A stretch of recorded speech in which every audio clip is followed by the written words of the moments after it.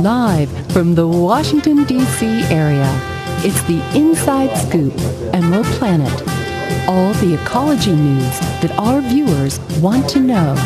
Now, here's your host, Executive Director of the Emerald Planet, Dr. Sam Hancock. Welcome to the Emerald Planet as we come to you from Washington, D.C. in the United States, looking around the globe in 144 different nations, looking for the 1,000 best practices, the technologies, the services, and the products that are making a difference as we move through the 21st century. And we're also looking into emerging market countries, looking at how they're going to accommodate ever-expanding population growth, at the same time to provide the basic needs, education, healthcare, infrastructure, all the things that they need to provide an increasing quality of life for their, again, expanding populations. We have a gentleman who's been thinking about, but also doing great work for a long time in all this. His name is John Wanda. He is the founder of what's called Arlington Academy of Hope in Uganda. And so, John, welcome to the Emerald Planet. Thank you very much. Glad to have you here, and we're going to come up with these first set of slides here and show people really where Uganda's located. And tell us a little bit about where is Uganda and where are we looking at this evening? Thank you very much again for having me here. Uganda is in Eastern Africa, surrounded by Kenya, Tanzania. It's a country with 34 million people, a former British colony. We got our independence 50 years ago, 1962. So we're a relatively new country, and the area we're talking about is in Eastern Uganda, the district of Bududa, very rural, very, very poor, and largely inaccessible. Yeah, and this is something that we're going to be showing the kind of the before photographs, and then we're going to show the now, not just the future, but the now. But tell us a little bit about this area where you're from, the nature of what's the surroundings that are there, what's the income of the people, and what will we see if we go there? I was born in this village, Bumalukan village in Bududa district. It's a very poor area. The average lifespan of a person is 48 years. A lot of kids who grow up in this village are extremely poor. They don't go to school. Their diet is very poor. And it's a place I love. I grew up there. I know a lot of people there. But it's a place that we want to change because we want to bring it from what it is to something that, the modern world, that knows about the modern world. Yeah, looking at this, you're looking at this photograph right here. It's just incredible, but yet when you look at the people, and I've traveled in many other countries around Africa, I mean, it's just absolutely incredible, the warmth, the humanity, just the very essence of the people is just incredible. And the fact that you want to do so much. And going back to this photograph here of being in Africa, that's a long way from the east coast of the United States. It's a long, long way indeed. And growing up in this community in Uganda, you never ever think that you can end up here in the United States. I feel extremely lucky to be here. I came here because my wife won a diversity visa lottery way back in 1996, and she allowed me to come along with her. It's not something we worked for, it's not something that we qualified for. It was pure luck, and we feel incredibly lucky to be here. Well, and other people would say God provides. And so what you've done, and that's what we're going to be talking about throughout our time together, is just what you've actually created. But what was your leading from the getting here? What about the Arlington Academy of Hope? Why that idea, and how did that grow out of the very soil of Uganda that we're looking at right now in these photographs? It's just the reality of the life we grew up in, and then coming here, seeing all the great schools, seeing the great systems here. Our children go to Arlington Traditional School in Arlington, and the moment we walked into that school and saw the kids and saw their parents and saw their teachers, we decided at that time that we needed to take a little bit of this to our country, to our community, so the kids who grew up in Uganda can have access to better education than they have today. Now, looking at these 4 different photographs here of the children, what would their eyes see on a day-to-day basis? They wake up in the morning hungry, because most of the time they go to bed when they're hungry. When they wake up, they go out to work in the gardens. They work very hard every day. They have very poor clothing. They do all the chores at home. The lucky ones are the ones who go to school. Not many kids go to school, unfortunately, even in this day and age. And our hope is that we can give them, more of them, a good education. Well, you've actually been very blessed since you've been in the United States. I mean, it's a testament that you're sitting right here together with me. And you've had a very successful and comfortable life living in Arlington, Virginia, which is near Washington, D.C. in the United States. But you've actually invested so much of your 3 T's that we call it, time, talent, and treasure. And so why would you be willing to do that? Because most people, when they come out of this kind of environment that we're looking at right here, is that they're saying, I'm out of there. I don't need to do that. But yet you've done the exact opposite. You've actually embraced your native homeland and linked your new homeland together in a very profound way. We feel almost an obligation to do this. That we grew up in this community. We could have been there ourselves. The fact that we're lucky enough to come here and live this kind of life and see what is going on here, we had no alternative than to go back and say, let's help the people that we left behind, the kids who are in this village who have no concept of what life is outside their village. So no one had to tell us. We just felt we needed to go back and do something. Well, looking at this school, I want to go back to the slide here, and we need to say this actually is a school.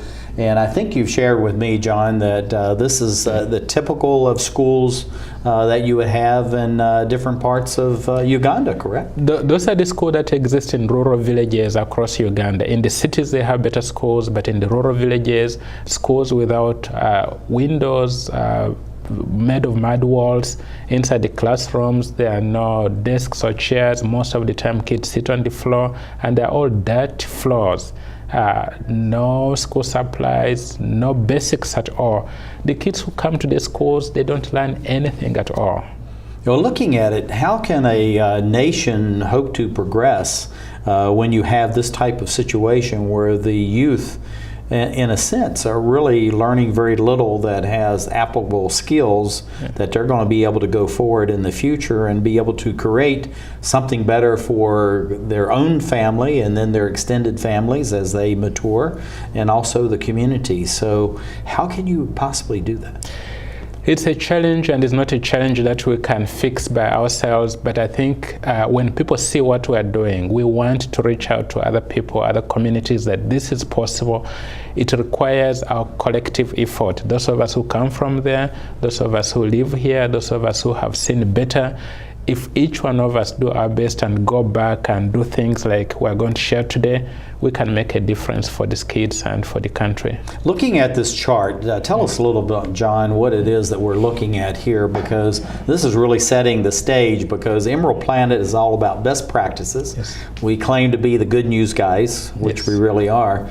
But in this is kind of a unique program where we're allowing to see, everything that we have, and then how it's actually morphed into something much greater than what we're talking about. But set the stage for us through this chart, because this is something that's official, I guess, through the Ministry of Education. Yes, it is. And this chart shows the drop-off rates at schools in Uganda. On average, of every 100 kids who begin school in Uganda, just about 28% finish 7 years of school. In the community where we work in the Bududa district, less than 10% actually finish 7 years of education. And the dropout rates continue as you go through school. Less than 1% of the kids who begin school actually end up in college. That's how bad it is, and in Bududa district it's actually much, much worse. Well, you're one of the 1/10 of 1%. Yes. I did the math on this that actually made it through there, and that's just an incredible testament to you. But talking about the school, what would they actually learn in a typical day in this type of environment we're looking at? And then also share with us about the nature of teaching in this type of rural school. They learn some math, so some basic math, addition, subtraction. They learn some English. Uganda's official language, medium of instruction is actually English. The problem is it's difficult to learn English when you don't have the books and you don't have the right teachers. A lot of these classrooms that you see, there are not teachers there. And for the teachers who come to school, a lot of them are not trained or qualified to be teachers. So the kids learn a little bit, but what they learn is not enough to help them in their lives at all. Now, looking at the education, John, and the nature of the environment that they're sitting in right now, are there vocational skills they're learning? Are they learning how to produce food, how to engage in any kind of vocation that will allow them to then be able to invest in their own lives as they mature through life? Unfortunately, no. Uganda does not have a well-developed system of vocational schools, and especially at primary level, when these kids go to school, they don't learn any skills at all. Part of what we're trying to do through our program is to introduce some of this holistic learning and some skills, but in the local schools, these kids go through school without learning anything at all. Now we go from this school, and then you're saying this is somewhat a typical home in the rural areas of Uganda. It's hard to believe that this would be a typical home for a family this size. And a family, yeah, this is what it is. And there are places, not all places are like this. There are some houses that are better, there are some places that are better. But in a typical household without any kind of income, this is what you'd see. And in this case, a family that, a house is falling apart, they don't have the resources to even fix their own house. But it's kind of the challenge that we have, and part of our goal is to help these people sort of take better care of themselves. And to move forward. And I know this is, we're running out of time, John. So this is the local village market. This is where commerce takes place. Yes. We got about, we're just going to have this as a backdrop. What do you see as far as the future for these types of villages and small communities in Uganda? What type of hope is there? Our role is to try to empower these communities. Our role is to educate them, to explain to them that their future is in their own hands. And we can provide some guidance, we can work with them, but our bigger thing is to empower them. It's absolutely incredible. And for all of our viewers here and abroad, there is much hope that's going to be coming. Thank you for being with us. And John Wanda, who is the founder of the Arlington Academy of Hope in Uganda, thank you for being here as we create the Emerald Planet.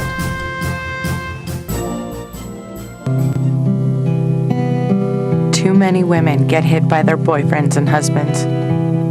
Too many women are pressured into having unprotected sex. Half of the people in the world living with AIDS are women. It doesn't have to be this way. Together, we can change this reality. Let's strive for a world free of violence.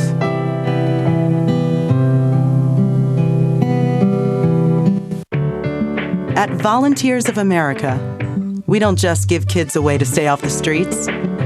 We give them the tools they need to reach their full potential. We don't just help the elderly receive needed care. We help them live life to the fullest. We don't just provide food for homeless individuals and families. We provide job training and placement so they can buy groceries.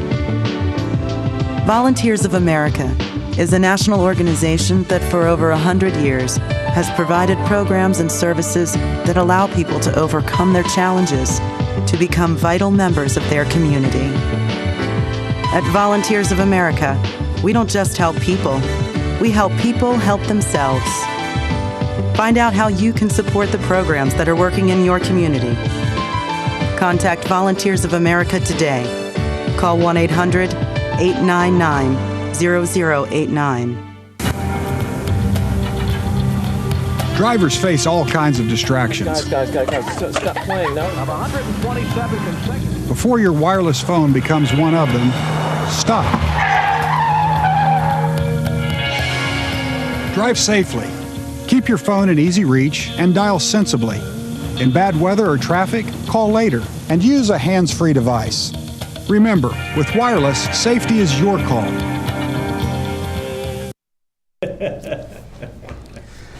Well, hello and welcome to the Emerald Planet as we come to you from Washington, D.C. and the United States, looking around the globe in 144 different nations, looking for the technologies, the services, and the products that are making a difference as the planet looks to add 2 billion new people as we move towards 2050.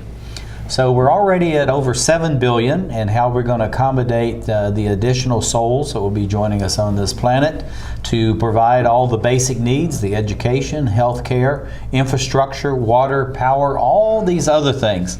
And we have two gentlemen sitting with us that are very actively engaged in all of this, and they're have a, I guess you would say it's an international model program. And I'm going to introduce Richard Dick Burk, who is the president, and sitting right beside me is John Wanda, who is the founder of the Arlington Academy of Hope in Uganda. And welcome, gentlemen. Thank you. Glad to have you here. It's just fantastic what you're doing, and this is a real testament with the photograph we see behind us. But Dick, tell us a little bit about what is the Arlington Academy of Hope, and then how did you get involved in this? You're a long way from Uganda. Yes, yes, Sam. Thank you very much for inviting me on. Arlington Academy of Hope in Uganda is a 501c3 nonprofit organization located in Arlington, Virginia in the USA. And it provides education, health care, and economic development programs to a population in rural eastern Uganda. And this is a mostly peasant population. They grow a lot of coffee there. That's their primary plant. And they earn maybe $1 to $1.50 a day on average. That's so to give you some sort of idea, but in terms of the relative, the earning power.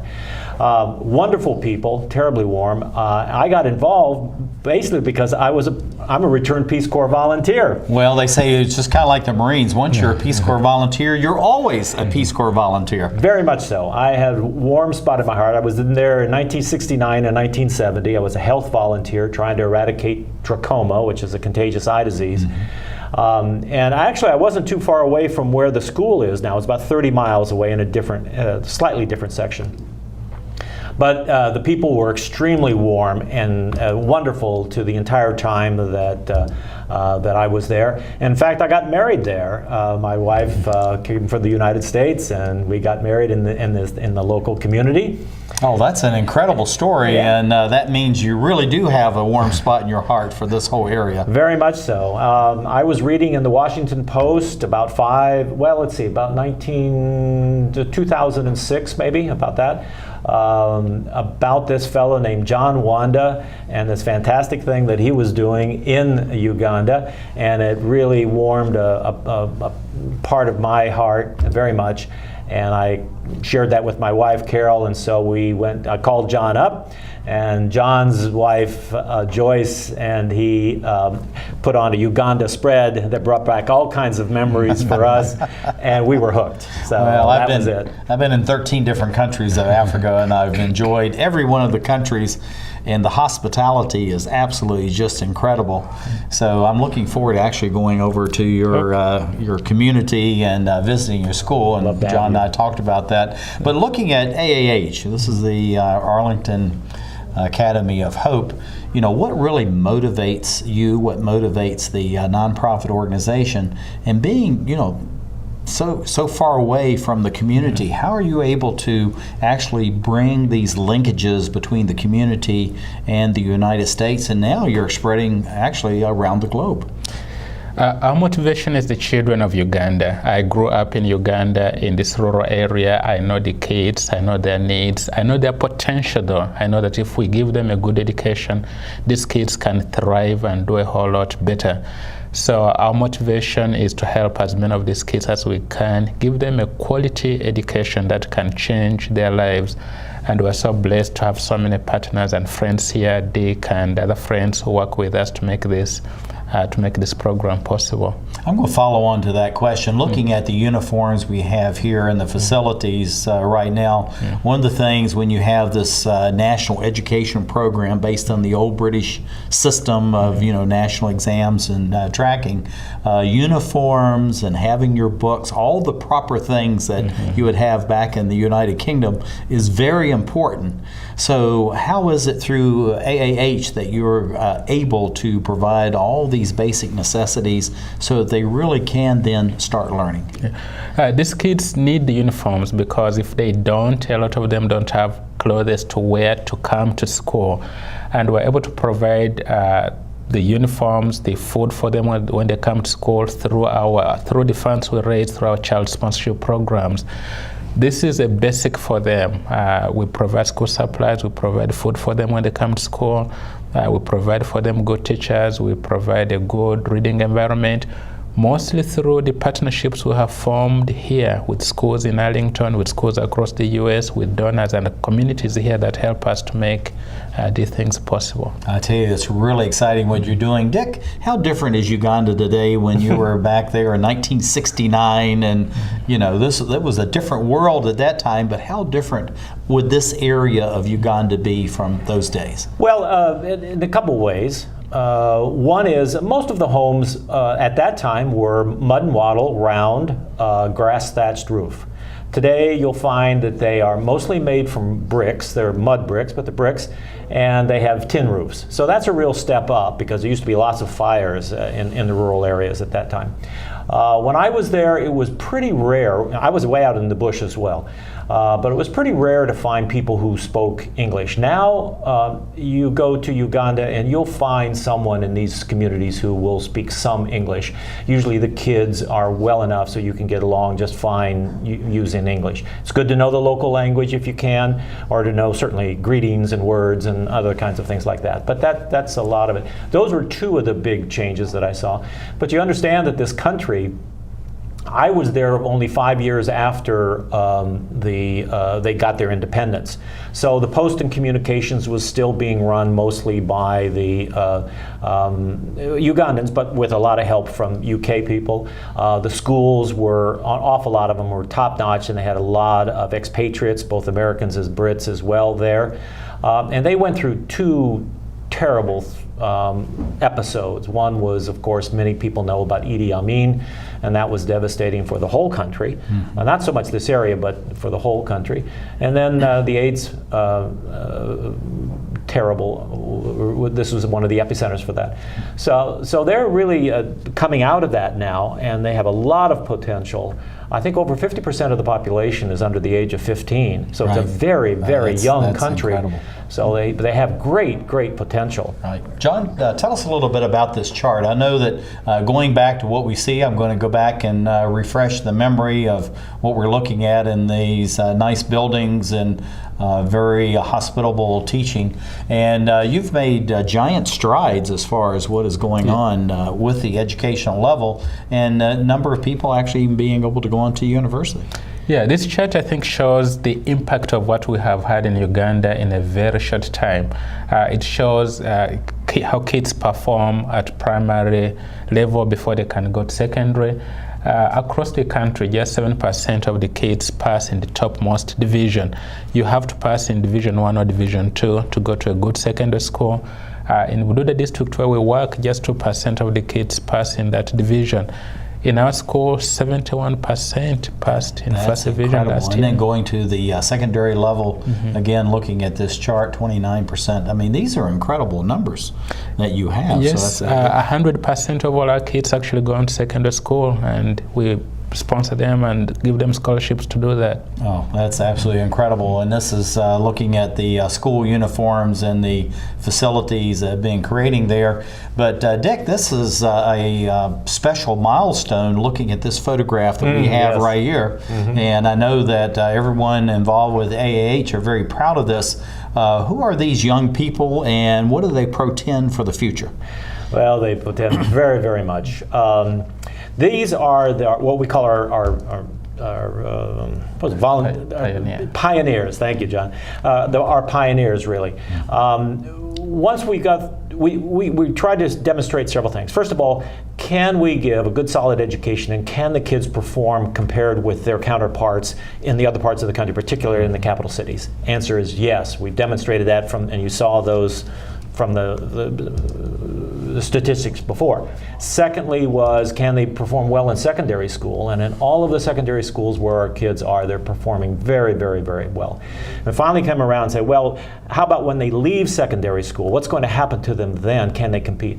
And out of the 23 children, or young adults, who took the Senior 6 leaving exam, that would be like our college boards, 15 of them qualified to go into the #1 university in the country. We figured maybe we'd have 2 or 3, possibly 15, and here they are. It shows them on the screen right there. And it just shows you that if you put a quality education with support before the kids, these kids will perform. And in addition to performing academically, all of these kids come back to the community during break and help teach the kids, help work at our clinic. They give back to this community while they're going to school. So the future portends very well that when they leave university, it's very natural for them to want to come back to the community to do exactly what John has done by coming to the United States and give back to the community. So we think it portends very, very well. Well, I wanted to piggyback off of that about the National Model School Program that you've implemented. I know this is something very important,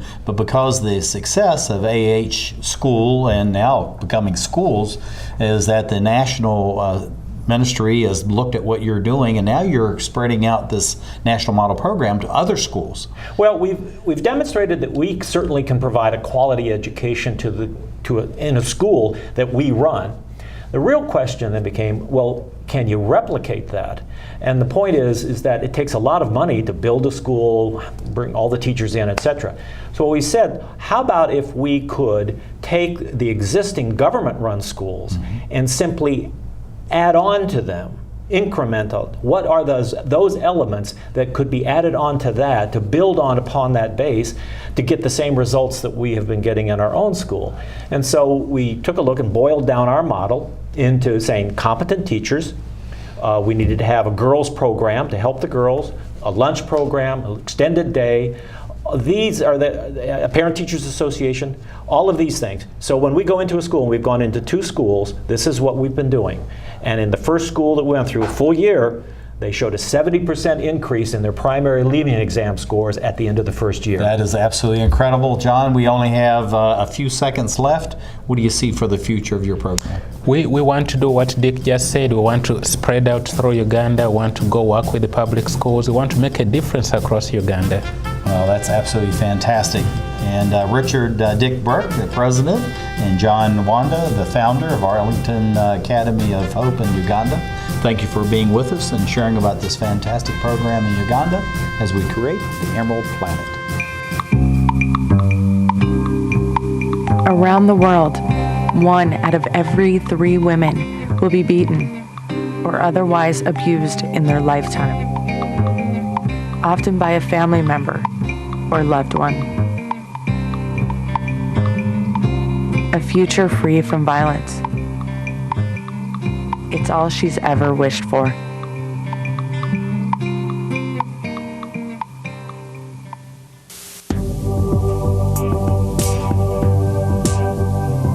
Did you know you have the power to stop children from joining gangs? You can help a father find a job and home for his family.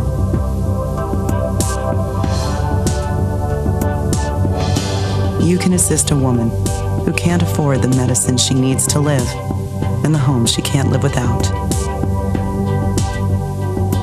You can choose to make a difference in our community.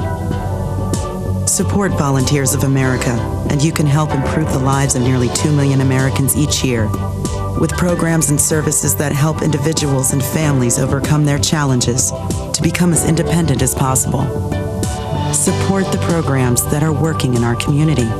Contact Volunteers of America today.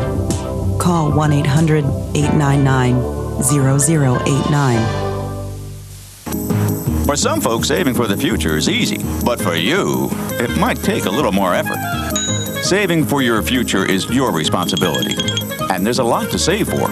I never thought of that. Like your child's education, perhaps uncovered medical expenses, or just to be sure you can live the way you want when you retire. The time is now to save for tomorrow. Save now or work forever. The choice is yours. Choose to save.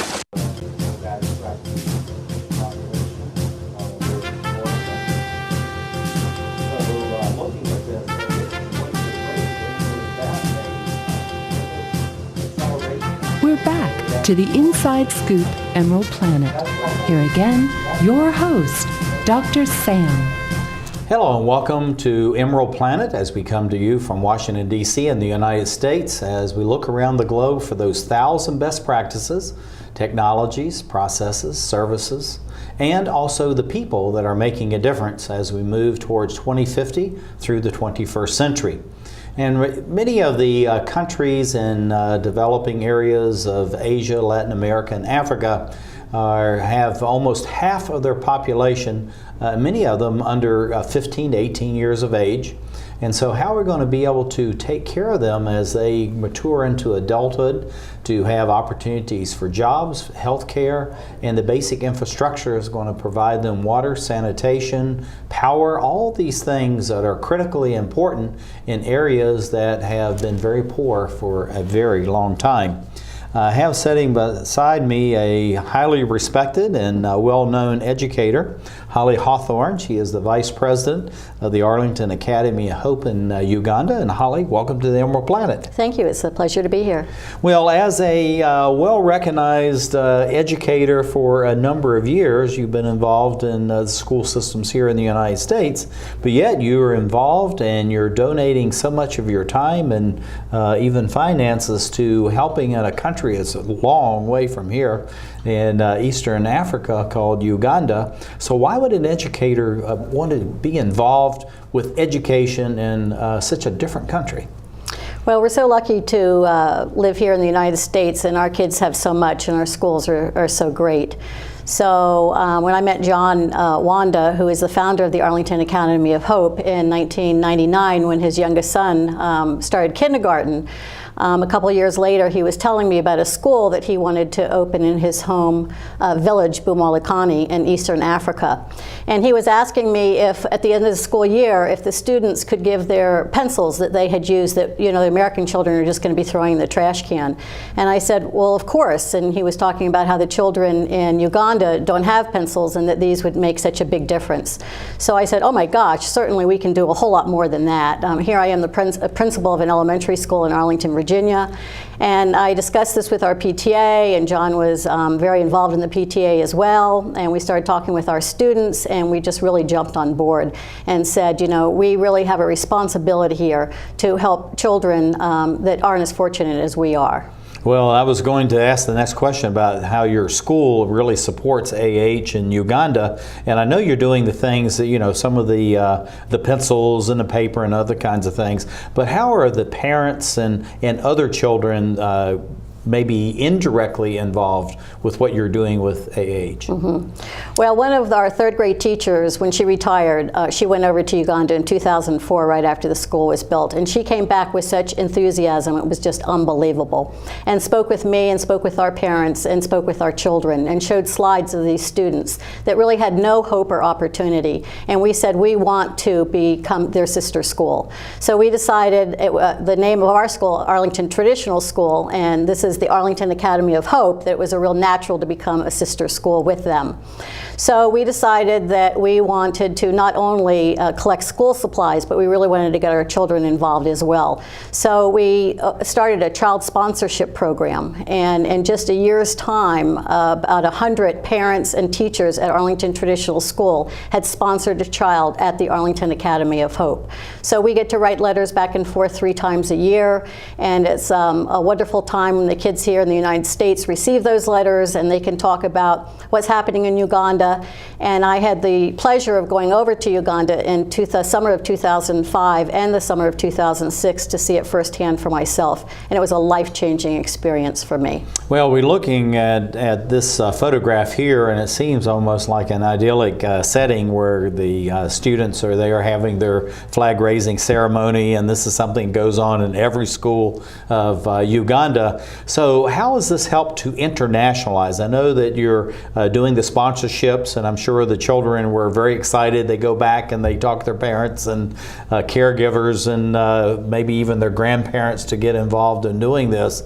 But on a day-to-day basis, how does this help actually to internationalize the elementary school in Arlington, Virginia, at the same time you're internationalizing the school in Uganda? Mm-hmm. Well, we all know that the planet is getting smaller, so it's really important that we be able to appreciate the different cultures and to learn about these cultures. And certainly through education, that's how this country and this world is going to move forward. So it's important for our children to appreciate that there are children in the world, lots of children in the world, that don't have electricity, that don't have water, that sit on the floor. They have teachers that don't come to work. These children are expected to pass a primary leaving exam in English, so it's really important that their teachers are teaching their children in English. So I think this is a great pen pal way that we can learn about Uganda, Uganda can learn about America. And our hopes is someday that maybe we will be able to actually take some of our children from Arlington Traditional School over to the Arlington Academy of Hope, and maybe we can do some type of exchange. Well, looking at the children that are in this photograph right here, I'm sure in their minds and their teachers' minds, they're thinking the same thing as how could we set up an exchange program where we actually have a chance to go to the East Coast of the United States and visit our sister school over there. And so what would be a typical day for these children? What do they go through and what do they see on a day-to-day basis in Uganda as far as their learning experience that may be different than what we have in Arlington, Virginia and other schools around the United States? It's really interesting because kids are kids. So even though their facilities aren't as great as what we have, the children are still bright-eyed and want to do well and work very hard.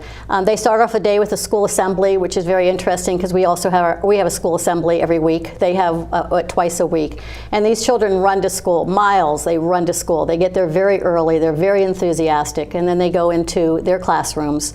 The classroom teaching is quite different, however. The kids all sit very quietly at their desks and no behavior problems. And the teachers write up on the chalkboard what it is they want the kids to be learning, and then the kids take down notes into little blue books of what we used when we were in college. So assuming that the teacher puts it on the blackboard correctly and assuming that these small children write it down correctly, and then they take it home to a home that has no electricity with a lantern, and then they review those notes and they kind of do a lot of memorization.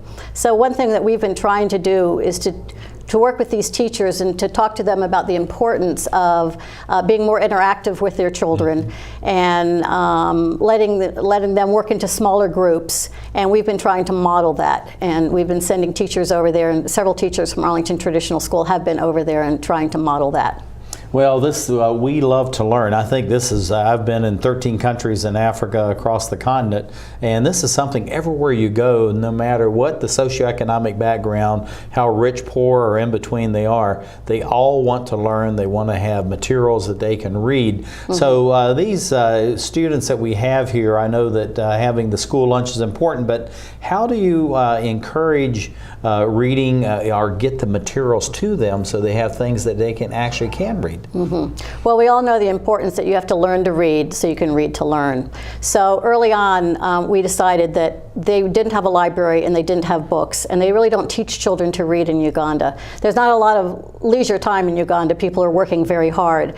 But our school has a long history of a summer reading program where we require our children to read 50 books, 25 pages for a book over the summer. So we decided in about 2007 that we wanted to go into partnership. So our first reading challenge was Reading is Global, Partners in Learning, Arlington Traditional School, Arlington Academy of Hope.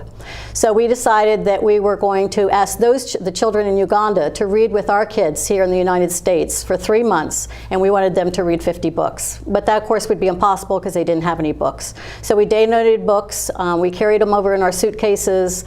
Our students brought in old books. They bought those books back. Different kids bought those books. We took that money over to Uganda and we purchased books in Kampala. We carried those books to the school and we spread them out for these kids to read, and they were so excited and they wanted so much to read. And John Wanda, who said, probably the first full book that he read, he maybe was in middle school, but that these children who were so proud that these children at very young ages were so eager to get books in their hands and to read and to learn and to read the 50 books that we had challenged them to read, which they did. Well, looking at this photograph, this is this Reading Challenge program you're just talking about in the photograph, that the people are very much involved in that. But how can other schools get involved? Holly, like yours, has been involved and help with, the reading and the cultural arts and all that, but also the STEM, the science, the technologies, the math. So how can other schools get involved and assist, just like what you're doing? Well, I think they need to meet someone like John Wanda who can really share his story, but I think it's just the passion of knowing, like I mentioned earlier, we have so much here and they have so little there. So the importance of, we're trying to send teachers over there, and there's the youth here in America that's in college and graduating from college. They all want to give back. We all want to make a difference, and this is an excellent way to do so. So we've got, teachers that are going over there and helping the kids in the STEM, as you mentioned earlier, that's so important. Now that we've got some electricity at the school, we know the importance of getting computers over there.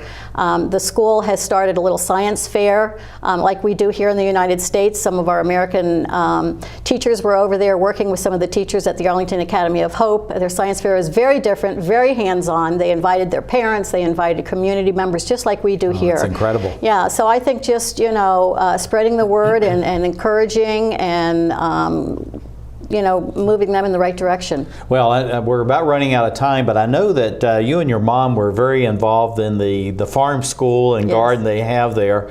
Tell us about that. We're looking at some goats here, and this is very much a proud part of the school curriculum and the program. But using as a springboard, we have only about a minute left, about how people can get involved in very practical ways, like with the farm, like with providing water, sanitation, these kinds of things. Well, you kind of have to dig deep. What's your passion? My father grew up on a tobacco farm in Southern Virginia, so the whole idea of being a farmer, was important to us. It's how he started his childhood and ended up in Arlington and doing very well. So we knew the importance of animals and the importance of learning how to grow your own food. And actually the goats that were just right in that picture, our 5th grade class always gives a gift, and usually it's to Arlington Traditional School, but this particular 5th grade wanted to give 2 goats to Arlington Academy of Hope. So that's what they gave their money, and those are the 2 goats right there. That's absolutely fantastic. This is a PTA meeting. This is absolutely incredible to see how people are dressed and very much involved and all that. But we're going to go out on this. Holly, what do you see for the future? We only have about 15 seconds. I see great things for the future. I see this spreading to every school in Uganda. I see it making a difference in the world, and I see a whole continent of kids being educated. I think it's just absolutely fantastic, and looking at this photograph and these young eyes and what they're seeing is just incredible what you're doing. Holly Hawthorne of the Arlington Academy of Hope, as we create the Emerald Planet. Saving for retirement might be easy for some folk, but for others, it might take a little more work. And for those who haven't started, there are still things you can do to catch up. Oh, that is good news. Like getting out from underneath past debt. And don't get wrapped up with high-interest credit cards. Get you some eyes. Be diversified with your investments. Don't put all your eggs in one basket. Your financial goals are not out of reach. The choice is clear. For a happy ending, choose to save. Everyone with alcohol and drug addiction is in the same boat.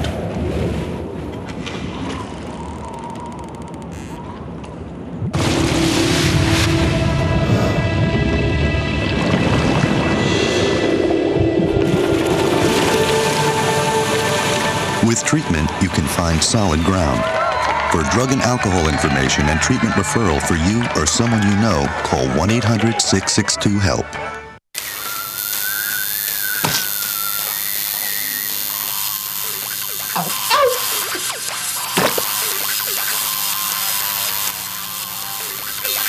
Dude, are you sure you want this tattoo? Because just do it.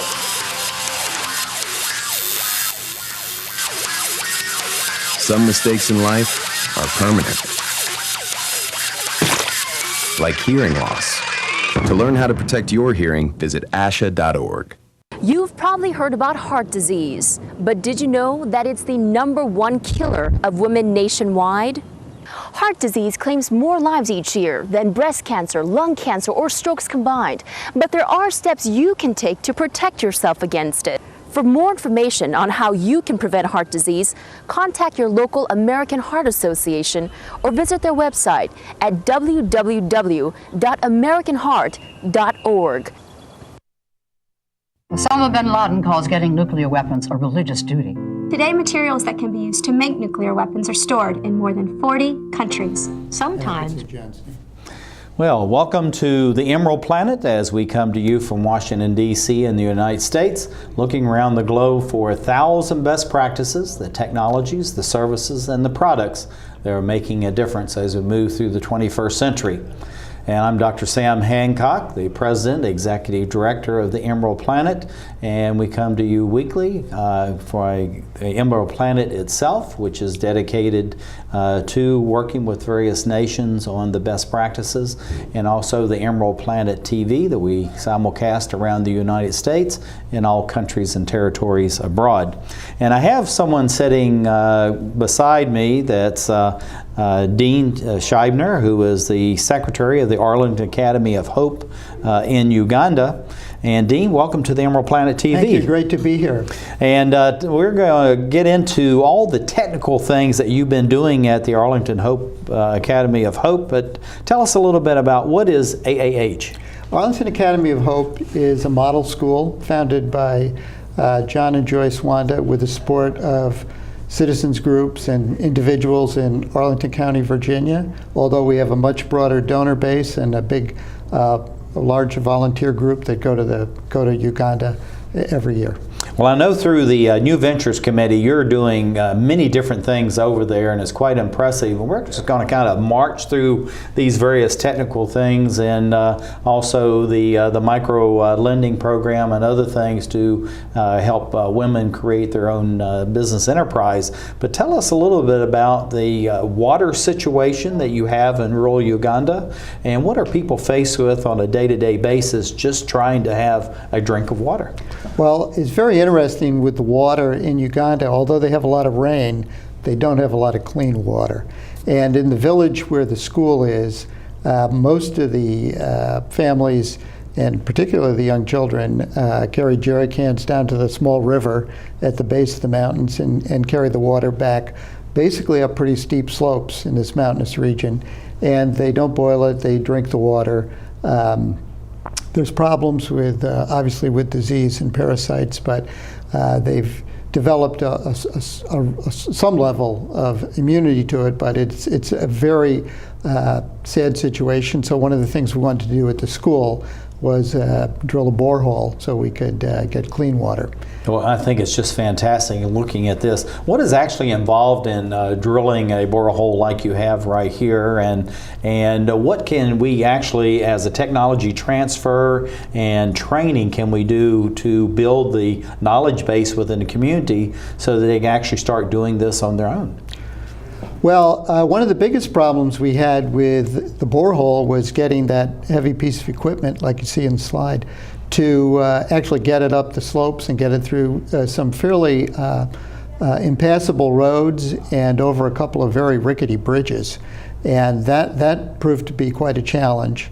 But once it was in place, we were successful in finding a good location. That's another part of the situation, is being able to find a good location to drill where you yield good clean water and bring it up. Yeah, and also too, one of the greatest challenges we have, and Emerald Planet's been very much involved in this, and what we call the Power for Peace.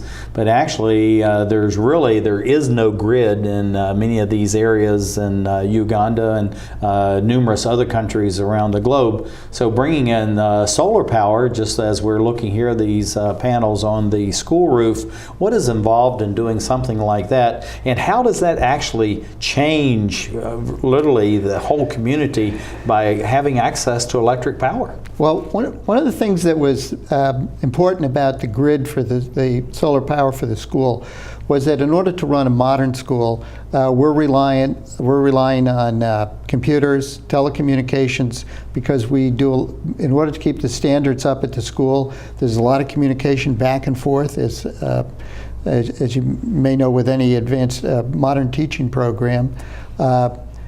So the solar system was put in to do both electronics, but also classroom lighting. So I could talk at length, but there's proper ways to run solar systems.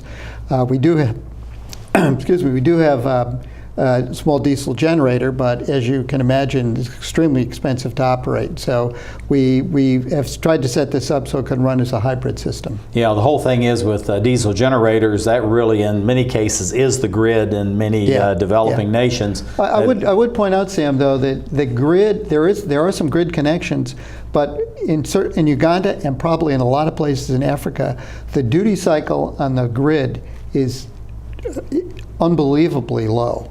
Yeah, and also too, they have the roving brownouts. You have a few hours a day at best. It's almost as though you really don't have it. Exactly. Yeah, and I've been in 60 developing nations of my 82 countries, and believe me, is that whenever you get a little bit of electricity, you take advantage of it because you never know when you're going to get it. Charge your cell phone and your camera. Where you're going to get it back. Looking at water, people talk about there's about 1.5 billion people around the globe out of 7+ billion don't have access to water. But fully 1/2 of the world's population, 3.7 billion people, do not have access to adequate sanitation. And then I learn about what you're doing at the Arlington Academy of Hope, and you're actually putting in a very advanced biodigester and biolatrine. Tell us about this and the importance of it, again, as a demonstration model, but also for the children and the community. Okay, I want to back up and say one thing about this biodigester biolatrine as a means of getting some of these projects accomplished. We've found that forming strong partnerships is tremendously important because we can't do it all. We can't be experts in all types of new solar, biodigesters, water. So we've had very good luck in partnering with people. In the case of the biodigester, we worked with a group named Ahead Energy out of Marietta College, and we got funding through them from the Laird Family Foundation. Mm-hmm. The biodigester meets two needs. It obviously improves our pit latrine problems because these are dug very deep, and the waste is then funneled under the dome. And of course, once the waste from the biolatrine and we also from our school farm and other wet foliage type things can be fed into it, we produce methane gas, which we can use to heat, to do basic cooking for our school lunch program.